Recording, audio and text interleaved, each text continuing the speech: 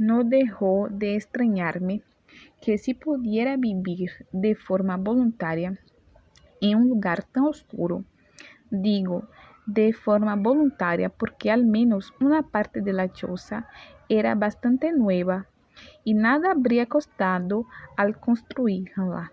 Dejar algún vano que permitiera el acceso a la luz. Distinguí un muro antiguo de piedra situado frente a la puerta de entrada de la vivienda, que no era sino un esqueleto de madera cubierto con grandes planchas de un material sintético y protegido desde afuera por unos costeros desiguales. Estos costeros daban a la casa el aspecto de choza, por el que era conocida. Más tarde pude ver que el techo era de uralita y que en un rincón había una puerta baja que comunicaría sin duda con el servicio. 6 dedos hurgó en un baúl y me tendió un mono de tela azul, indicándome que debía quitarme la ropa mientras él preparaba el fuego. Su tono, algo autoritario, volvió a molestarme, pero no vi el modo de defenderme de él. Me quité la sotana y tras de ella la camisa y los pantalones. Dudé en el momento de llegar a la ropa interior, pero como 6 dedos permanecía de espaldas a mí, agachado sobre la chimenea, empotrada en el muro, opté finalmente por desnudarme. Del todo considero lo inconveniente que resultaría resfriarme en aquellos momentos. Una vez cubierto con el mono, le pregunté al que teóricamente era mi subordinado si no había alguna posibilidad de atenuar un poco la falta de luz, a lo que respondió sin volverse, indicando la situación del interruptor más próximo a mí. Resignado, me acerqué al interruptor y lo accioné, obteniendo con ello 2 efectos de distinto carácter, aunque ambos desastrosos. Por una parte, en algún lugar del techo se encendió una bombilla de unos 60 vatios, protegida por una tulipa de cristal, que en lugar de desvanecer las tinieblas, dio cuenta de su magnitud. De otra, al caminar hacia el interruptor, pasé junto a la única y pequeña ventana que había entre aquellas 4 paredes y pude ver mi nuevo disfraz, que me pareció humillante. Además, al no llevar ropa interior que sujetara las partes más delicadas de mi cuerpo, sentí que estas al andar se movían de un lado a otro, lo que me daba una impresión de desnudez que acentuaba la humillación. Pensé, estoy en sus manos, ojalá sean manos de 5 dedos. Iba a sonreír, por lo que consideraba un ingenioso juego de palabras, cuando 6 dedos se levantó y, volviéndose, me preguntó algo misterioso. Algo misterioso. Usted procede de una ciudad, ¿no es cierto? Sí, respondí, de una gran ciudad, seguramente de Madrid, dije. Lo he adivinado, sonrió, por su manía de encender la luz. ¿Y qué tiene que ver? Pregunté, poniéndome a su disposición para que llevara el coloquio donde quisiera. En las ciudades, los hombres trabajan en talleres o en oficinas, lugares oscuros por lo general. Por eso les gusta tener casas limpias, amplias, ventanas y con mucha luz. En el campo es al revés. Trabajamos durante todo el día a la luz del sol. Por eso cuando llegamos a casa nos gusta encontrar oscuridad. Tenemos ideas muy distintas respecto a las condiciones que debe reunir una casa para resultar acogedora. Sí, dije asombrado. Tras esta reflexión, Ciesdedos volvió a agacharse sobre la chimenea y en pocos minutos consiguió obtener un fuego respetable. Me acerqué a las llamas y extendí las manos con las palmas abiertas al tiempo que sonreía estúpidamente, según había visto que se solía hacer en las películas. Entretanto, mi compañero acercó unas sillas y fue colocando sobre los respaldos la sotana, los pantalones y el resto de mis ropas de vestir. Después dijo, esto tendrá que ensacarse. Así que lo mejor es cuando se sienta reconfortado, vaya al convento para la entrevista con el padre Ramírez. Esta tarde le llevaré yo las ropas. Interpreté la invitación como una orden y abandoné la cabaña enseguida, no antes, sin embargo, de que mis ojos se hubieran acostumbrado a la oscuridad, pues necesitaba ver más que los objetos que poseyera. Ciesdedos, su ordenación en aquel espacio amparado por un carácter que cada instante me parecía menos común. Intentaré enumerar. Había un catre, 2 mesas, 3 sillas sobre las que ahora colgaban mis ropas, un baúl y un armario de los de la luna. Tanto los muebles citados como el suelo y las paredes gozaban de una suerte de limpieza extraña. Yo diría que se trataba de una pulcritud grosera y algo áspera, del tipo de las que se suele respirar en las salas de autopsias o en algunos establecimientos militares. En cuanto a la colocación de los objetos, que como dije era lo que más importaba, he tenido que dejarlo para el final de esta breve descripción, porque aún al pensarlo continúa dándome algo de miedo. En efecto, no estaban ordenados, siguiendo los criterios que suelen imperar en esta clase de actos, sino que al igual que las herramientas en la fábrica de luz, su emplazamiento parecía depender más de las necesidades internas de Ciesdedos que su ubicación física en el espacio.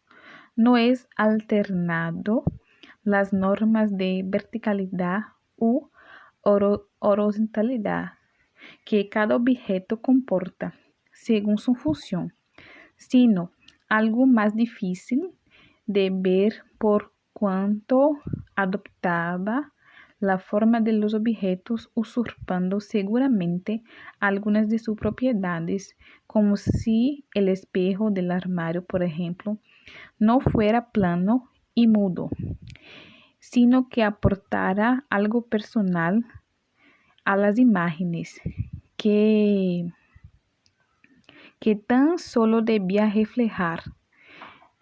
Por otra parte, aquellos enseres parecían permanecer de forma circunstancial en el espacio que ocupaban, porque su verdadero espacio era otro, la cabeza y el corazón decididos.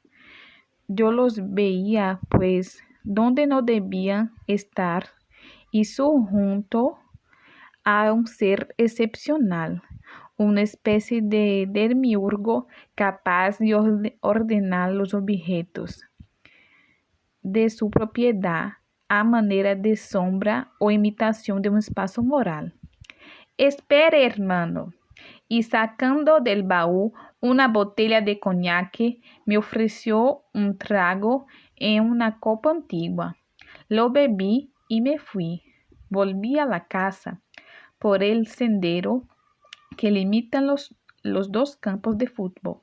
Los ticos que disfrutaban su primer recreo y yo hube de alimentarlo sin duda, porque se detenían para mirarme desde lejos, y aunque no podía distinguir sus expresiones por faltarme las gafas, me pareció que era como de risa. La humillación empezaba a ser excesiva, y sin embargo aún no había terminado.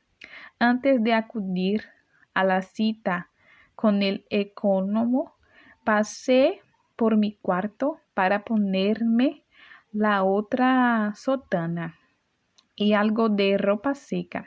Mientras me vestía, fumé el primer cigarro de la mañana y anoté que debía pedirle una cajetilla al padre Ramírez, pues solo me quedaban 3 cigarros. Esto en cierto modo me alegro, pues veía en esta necesidad de pedido un modo de iniciar la conversación de forma natural. Y así la inicié, por cierto. Hola, padre. He tardado un poco porque he tenido que pasar por mi celda para cambiarme la ropa. Antes que se me olvide, quería decirle que necesito tabaco. Solo me quedan 3 cigarros. Siéntese, hermano Tures, me respondió secamente. Yo me senté y sentí que el escaso valor aportado a mi sistema nervioso por la copa de coñac de 6 dedos se daba la vuelta para convertirse en un medio excesivo o desorbitado para la situación a la que parecía enfrentarme. Los movimientos en los que solo interviene la voluntad, sin el apoyo logístico de la inteligencia o el cálculo, son así de frágiles y se convierten en contrarios de sí mismo con una facilidad sorprendente. Sorprendente. En cuanto al tabaco, dijo, he de comunicarle que fuma usted demasiado. Cada cajetilla debería durarle 2 días y vengo observando que apenas le dura 24 horas. Yo soy el ecónomo de esta comunidad y mi trabajo consiste en adaptar nuestro menguado presupuesto a las necesidades de todo el grupo, de manera que sin contar con otras consideraciones de orden moral y mirando esta cuestión desde el punto de vista económico exclusivamente, que me veo obligado a negarle una ración que para dársela a usted tendría que quitársela a otro. Además, ahora tendremos que encargarle a usted unas gafas nuevas y eso significa un gasto suplementario. bastante fuerte en relación a nuestros pobres medios. ¿Comprende? Sí, padre. Lo que pasa es que tengo un hábito muy fuerte ya desde antes de tomar los hábitos y disculpe, la repetición. Lo necesito como comer o más. Si fuera posible hacer una excepción, yo intentaría racionarme los cigarrillos de un modo un poco más severo. No, no puedo, hermano Tures. Ya se lo he dicho. Lo que, lo que le diese a usted, se lo tendría que negar a otro. Y eso no sería cristiano. Somos religiosos y esa condición exige muchos sacrificios, entre ellos los de dominar los apetitos de de nuestro cuerpo. De qué nos sirve el vestido talar? Lo que él representa, si bajo su oscura tela hay un cuerpo dominado por toda clase de vicios, muy poca gente sabe que el vestido talar se llama así porque llega hasta los talones. Yo lo había aprendido en noviciado de la orden y tentado estuve de hacerle esta precisión al padre Ramírez, pues, como creo haber dicho ya en algún sitio, nuestro economía solía llevar unas sostanas algo más cortas de lo reglamentario. Diferencia esta que ya había sido apreciada por los seminaristas, pero preferí callarme para no convertir la actuación del padre Ramírez, que hasta el momento no pasaba de ser una fría representación impuesta por su trabajo y por la diferencia jerárquica que nos separaba, en algo más personal y de mayores dificultades de dominio, habida cuenta de las escasas atribuciones que nos son conferidas en la comunidad a los miembros de rango inferior, de manera que asentí con toda la humildad que fui capaz de simular a esas horas, y más tranquilo por la renuncia de mis objetivos, me dispuse a escuchar el resto de lo que mi superior jerárquico tenía que decirme, y que resultó sin duda lo más interesante de toda aquella entrevista. Y ahora, vayamos a otra cosa, continuó el ecónomo. Me he encargado el Padre Superior de que le hable de 10 dedos para prevenirle de los peligros de orden espiritual que su trato puede acarrearle. Es un hombre sin fe, más dado a dejarse llevar por los impulsos negativos, tales como el rencor, que por otro tipo de sentimientos más cercanos a nuestras creencias. Como le digo, perdió la fe hace muchos años y nosotros hemos esperado todo este tiempo que Dios le devolviera la preciosa gracia, pero no ha sido así y es cuestión que lamentamos, aunque eso no significa que la piedad que nuestra condición nos exige sea confundida con una familiaridad, que Él no le serviría de nada y que nosotros podría envenenarnos a el alma. Nadie sabe dónde perdió la fe, ni la tuvo alguna vez, ni si la tuvo alguna vez. Cuando llegó aquí, desde luego, ya no, ya no, ya no la traía consigo. En este punto, el padre Ramírez pareció dispuesto a dejarse arrastrar por la evocación y sentándose frente a mí al otro lado de su mesa continuó contándome la historia de Ciesdedos.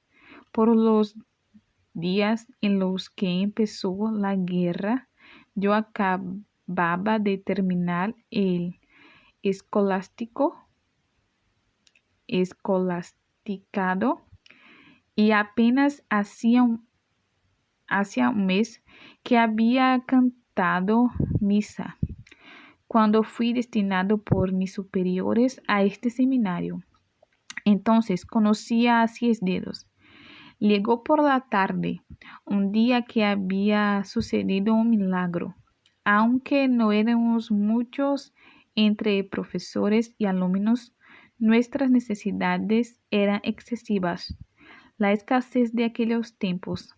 Y así sucedía que a veces no teníamos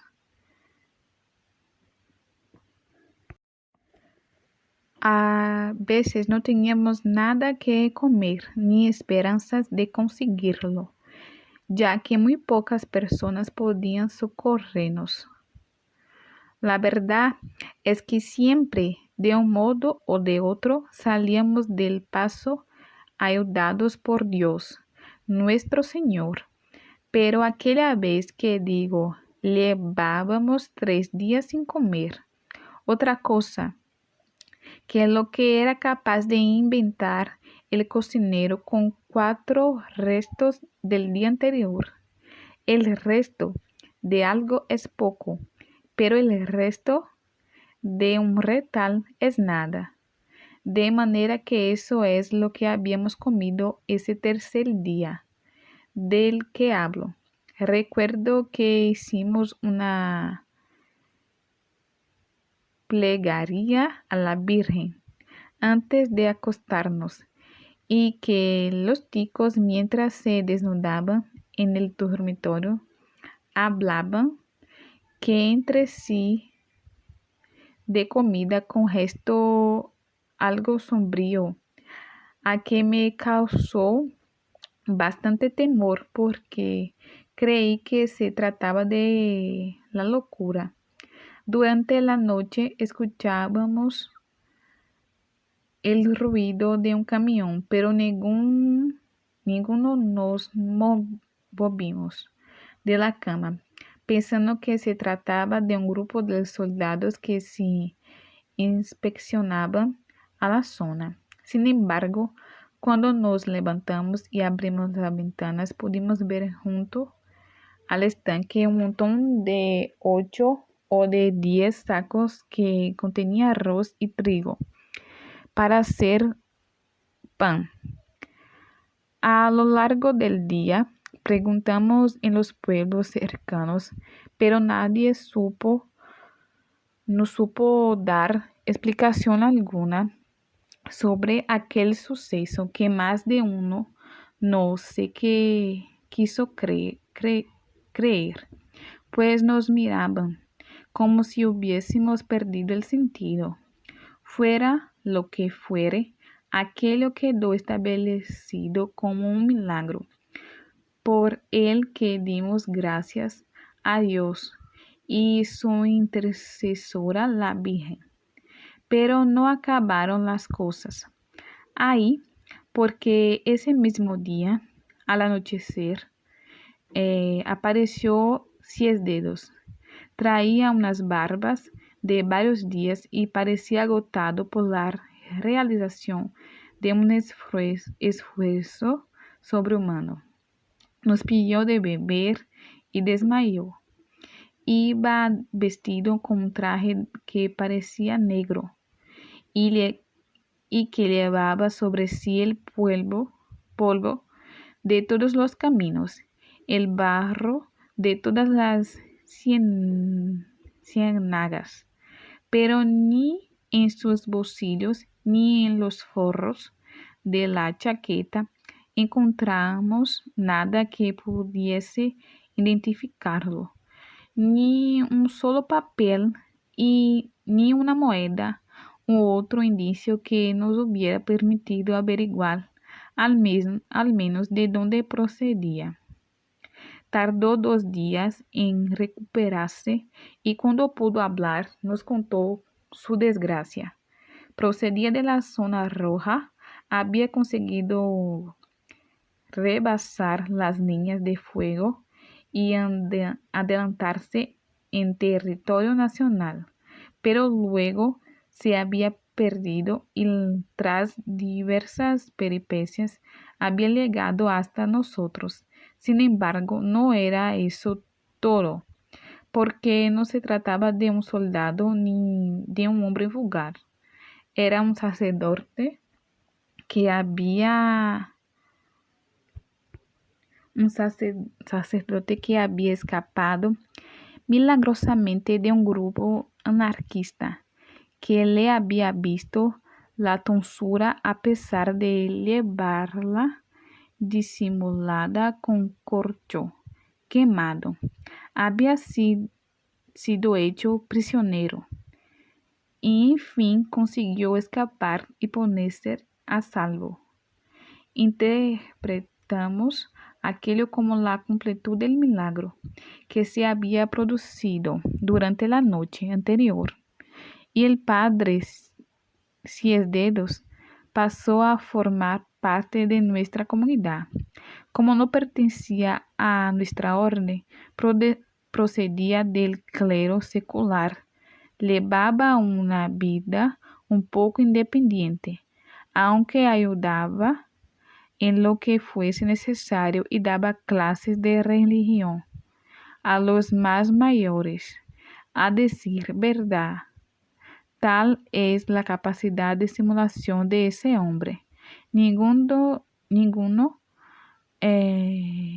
advertimos nada extraño en él ni al oficiar el sagrado sacramento, ni en el resto de las funciones religiosas.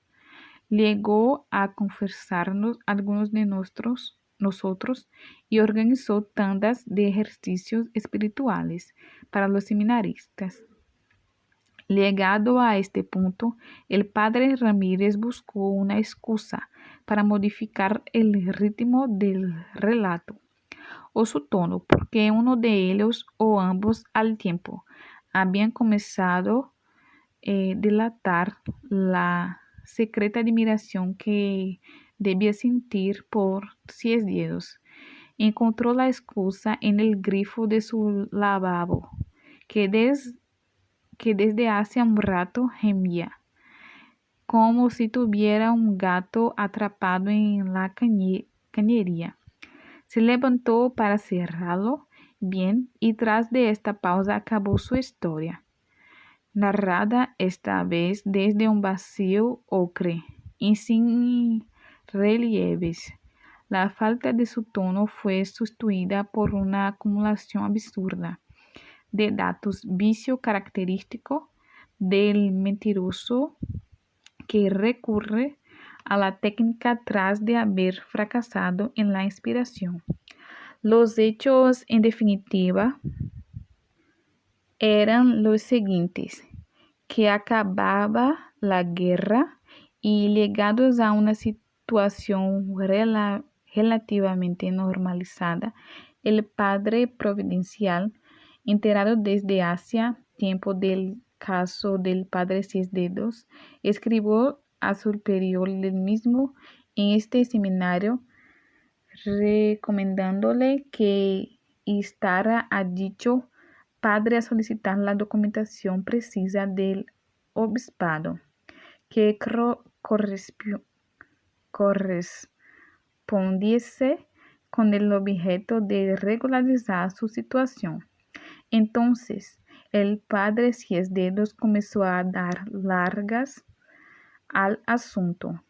Decía que iba a escribir, pero no escribía, o que iba a viajar, pero tampoco se movía, hasta que su actitud comenzó a resultar sospechosa a toda la comunidad. Finalmente solicitó hablar un día con el Padre Superior, y aunque de esa entrevista no se conocen los detalles, sí se sabe que Ciesdedos confesó no ser sacerdote.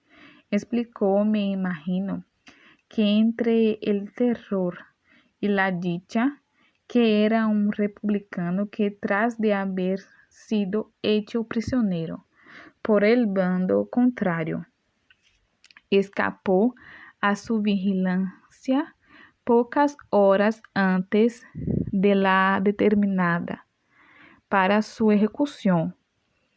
Fue en el curso de esta huida, agotadas ya sus reservas vitales, cuando se encontró con el seminario y hizo pasar por sacerdote. No le costó mucho la imitación de las costumbres ni la realización de los ritos religiosos, porque él mismo había sido seminarista y conocía lo fundamental de estos, de manera que durante 3 años, día a día, de forma contumaz, había estado profanando nuestras creencias en el doble sentido de tratar una cosa sagrada sin el debido respeto, y en el de hacer uso indigno de cosas respetables. Le podía haber salido mal, pero no fue así, porque aún vive. Durante aquellos 3 años había penetrado en los secretos más antiguos que dentro de sí encierra una comunidad religiosa. Había confesado a casi todos los miembros de esa comunidad, y él mismo había cumplido penitencias impuestas por los diferentes temperamentos mortificadores que constituían el grupo religioso. De uso de esta expresión entrecomillada, en el mismo sentido en que fue utilizada por el padre Ramírez, es decir, como simple lugar común,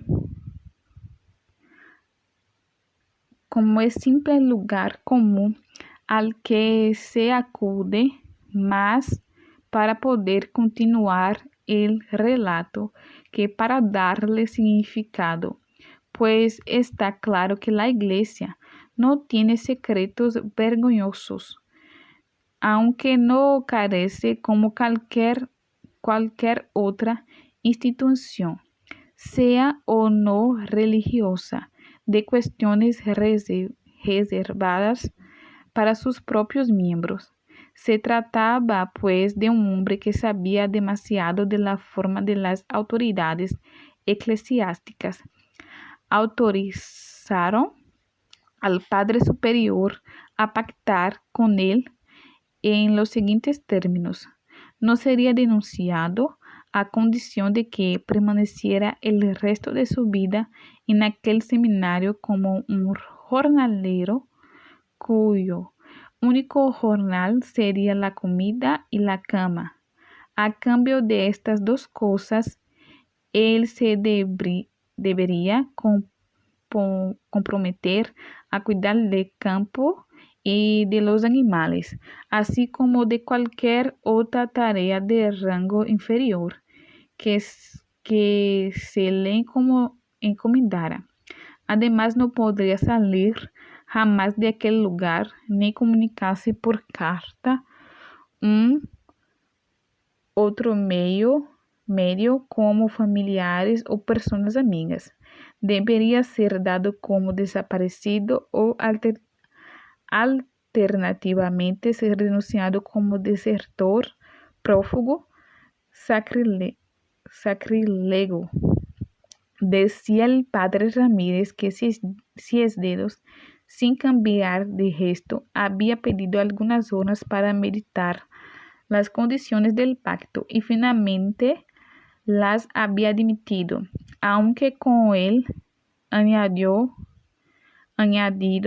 de una cláusula de que el Padre Superior consideró aceptable, que a partir de ese momento no asistiría a misa ni en Viernes Santos.